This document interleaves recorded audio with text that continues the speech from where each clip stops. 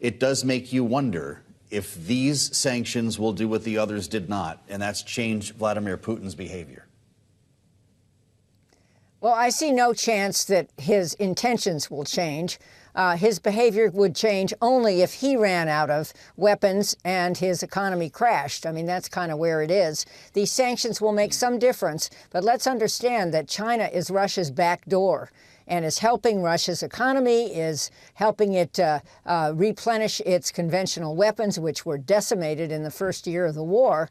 And we have to, mandatory, provide this funding that Ukraine is seeking yesterday. And President Biden is saying this, but sadly it is not happening. In special session, my view, certainly the House, and there needs to be a discharge petition to force 218 people to put the money bill on the House floor. This could happen. The House is in recess at the moment, unfortunately, sadly. Chuck Schumer is in Kyiv with 4 senators, but they're all Democrats, and they've already passed their bill. So just would say that it's urgent now to get weapons and other supplies to Ukraine. But the question remains, Jane, is whether or not those weapons will actually make an immediate difference in a war that is looking more and more like a war of attrition. And even if the discharge petition were to work, if this $60 billion gets through, it's not guaranteed that more money will get through again in the future. And as we enter the 3rd year of this war, I wonder for how much longer you expect Ukraine is going to need the support of the United States on this. Well, I think it depends on whether the weapons come now. If there are long-range fires and they can take out Russian installations in Ukraine, in Crimea, which is part of Ukraine, that would be very helpful. There's a German weapon that might be able to take out the Kerch Bridge, which is the landline between Russia and Crimea. So if these weapons are effective, that will make a big difference. They're also, obviously, the people in the trenches are running out of ammo, and it's so sad that the defense industrial base in the West has been unable to resupply them. But I think, yes, more weapons can make a big difference immediately, and I think it's urgent to do this. And letting Russia play this role much longer is enormously harmful to the future of the United States. We're going to end up in a war, in a war with Russia in Europe or somehow if we don't stop Russia now.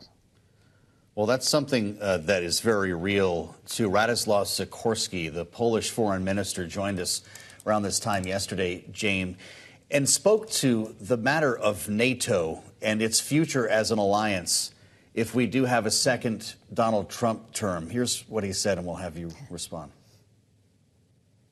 Let me just remind you that Article 5 has only been invoked once so far, after 9/11.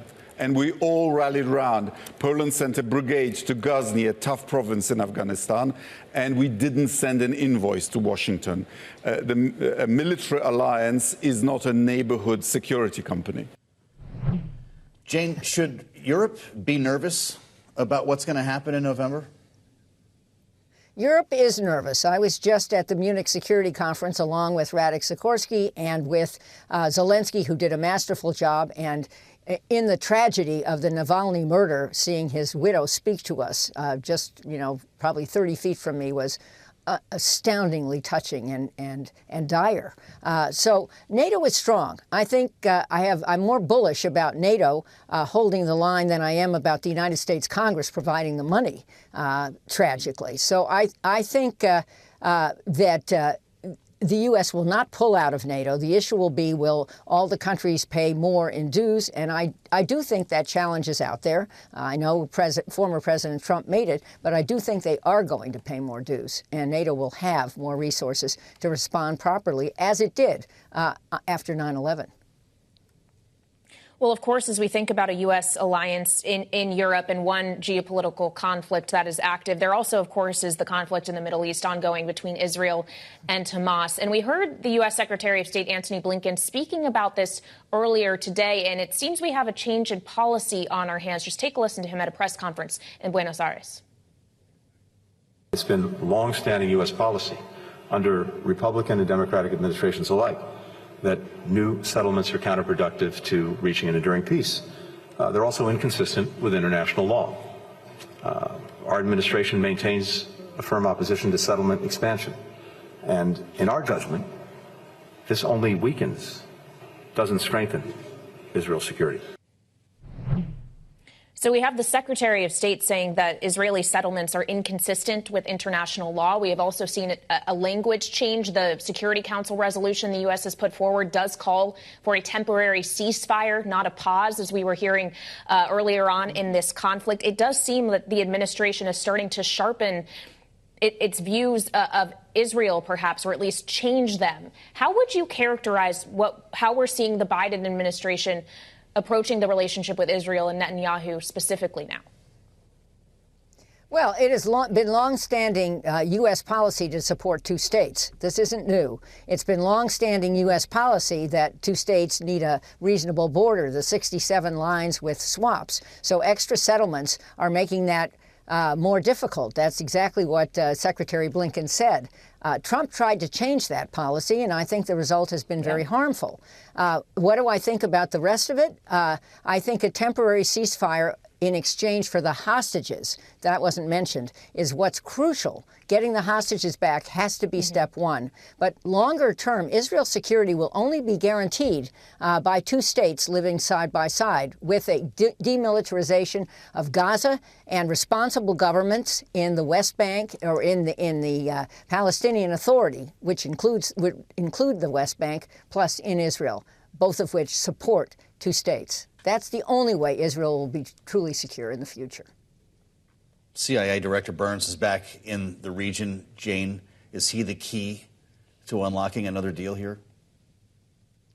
Yes, I think so. He's widely trusted. He's extremely experienced, and he's there, I assume, focusing on a hostage deal.